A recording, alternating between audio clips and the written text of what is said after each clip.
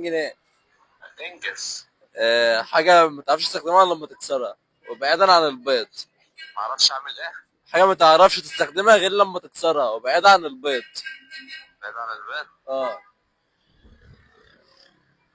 فده ايه؟ ما تعرفش. سؤال على 50 جنيه.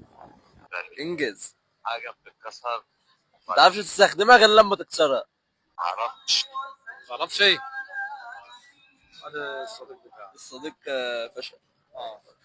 لا في محاولات يعني، حاجة فيها اختيارات. لا. مش اختيارات. اه.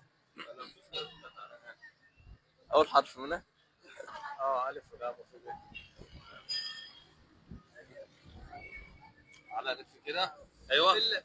الايه؟ بسله. ولا ايه؟ مش عارف. امال بتقطع مش بتقطع. طب وانت؟ جوز الهند. جوز الهند. يقول لك الف وب. جوز الهند برضه نفس الكلام. كسر برضه. لا، هي حاجه ما تعرفش تستخدمها استخدام. بطيخه. لا. امال في ايه؟ ما كل ده نفس الكلام. اسمها بطيخ بالباء. بطيخ بالباء. مش عارف. مفيش. اكيد مفيش. صلوا على النبي. انا مستني الكل يقول لي ايه الحاجه اللي ما تعرفش تستخدمها غير لما تكسرها. اجابه نهائيه. ما تعرفوش. هقول لك وانت تقول لي صح او غلط. تعال هقول لك.